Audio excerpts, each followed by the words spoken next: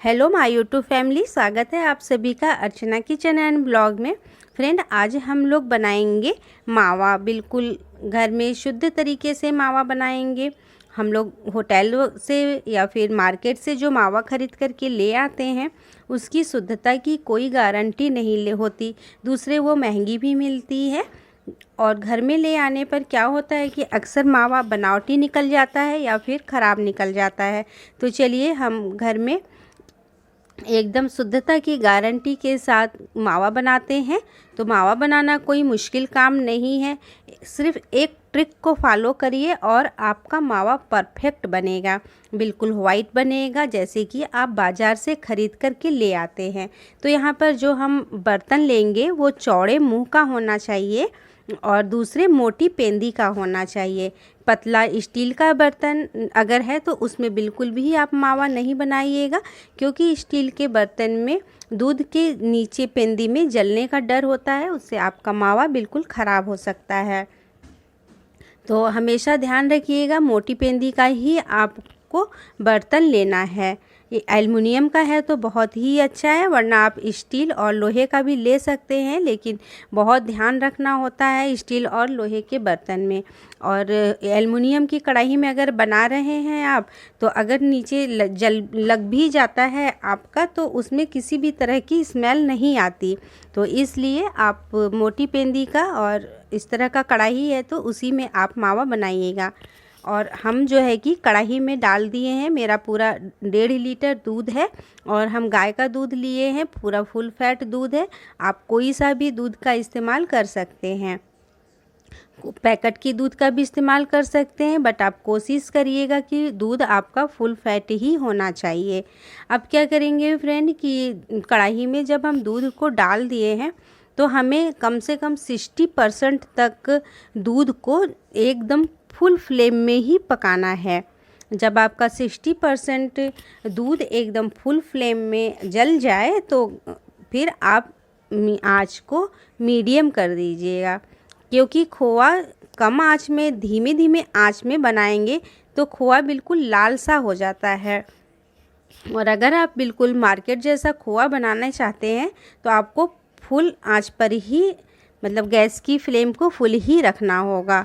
जब आपके 60-70% तक दूध जल जाए तो फिर आप आँच को मीडियम टू लो करके पकाइए।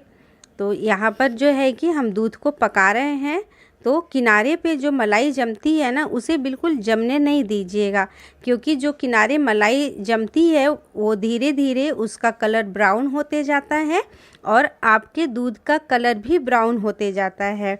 तो इसलिए किनारे पर आपको बिल्कुल भी मलाई नहीं कि जमने देना है और बराबर आपको दूध को चलाते रहना है। तो यहाँ पर देखिए मेरा कम से कम आधा से ज़्यादा दूध फ्रेम जल चुका है। तो भी अभी भी हमें आँच को तेज़ ही रखना है। अभी थोड़ा सा और हम गाढ़ा करेंगे बिल्कुल फुल फ्लेम में और इसे बराबर चलाते रहिएगा और किनारे से इसकी मलाइयों को छुटाते रहिएगा। हमेशा ध्यान रखना है आपको कि खोआ फुल आँच पे ही बनता है अच्छा, और किनारे की मलाई को छुटाते रहने से आपके जो खोआ बनेगा उसका कलर वाइट होगा।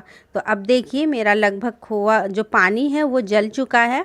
तो जब इस कंसिस्टेंसी में आपका दूध आ जाए तो आपको अब आँच को मीडियम और लो फ्लेम पर ही खोआ बनाना है और बराबर आपको चलाते रहना है। इस स्टेज पर आपको बिल्कुल भी कहीं इधर उधर नहीं जाना है, बराबर आपको चलाते रहना है, नहीं तो खोआ नीचे से जो है कि लगने लगता है।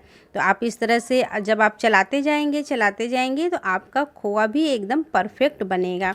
तो फ्रेंड, यहाँ पर हम 2 तरह से खोआ बनाना आपको बता रहे हैं कि अगर आपको गुलाब जामुन बनाना है तो इस कंसिस्टेंसी में जब कढ़ाई आपका मावा कि बन छोड़ने लगे तो आपको गैस को बंद कर देना है और इसे तुरंत ही किसी प्लेट में निकाल लीजिएगा अगर आपको काला वाला गुलाब जामुन बनाना है, क्योंकि ये अभी ठंडा होगा तो जम जाएगा।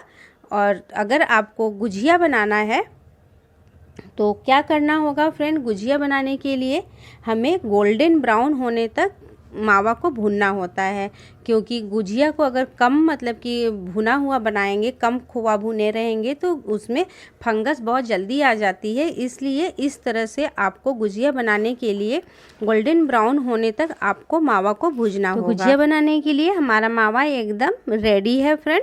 अब आप इसे चाहे तो, अब वीडियो तो मेरी लेट हो गई है, अगर आप चाहे तो इस तरह से मावा बना करके 5 से 6 दिन तक फ्रिज में भी रख सकते हैं। बट अब तो गुजिया बनाने का टाइम आ गया है, तो भी आप ये इसे फ्रिज में रख दीजिए। जिस दिन गुजिया बनाना हो, होली के दिन या फिर होली के एक दिन पहले, तो आप इसे निकाल करके आप फ्रिज से आधा घंटा बाहर के लिए छोड़ दीजिए। फिर आपके ये बिल्कुल सॉफ्ट नरम से हो जाएंगे। फिर इसमें ड्राई फ्रूट, चीनी वगैरह मिक्स करके गुजिया बना लीजिए।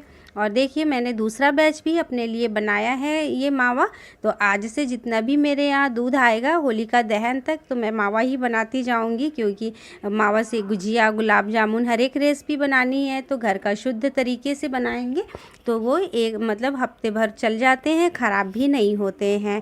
तो फ्रेंड ये देखिए मेरा मावा बिल्कुल 100% शुद्ध मार्केट से अच्छा हलवाई स्टाइल में एकदम बन करके रेडी है। तो आप लोग बताइएगा आप लोगों को मेरी आज की वीडियो कैसी लगी और पसंद आई तो लाइक। फ्रेंड अगर आप लोगों को मेरी आज की रेसिपी मावा बनाने की रेसिपी पसंद आएगी तो लाइक जरूर करिएगा। और आप मेरे चैनल पर न्यू है तो मुझे सब्सक्राइब करके सपोर्ट जरूर करिएगा। मिलते हैं किसी नेक्स्ट वीडियो में एक अच्छी सी रेसिपी, अच्छे से ब्लॉग के साथ। तब तक के लिए बाय बाय। आप लोग अपना ढेर सारा ख्याल रखिएगा। और आज की खोए की रेसिपी के साथ आप लोगों को होली की ढेर सारी शुभकामनाएं।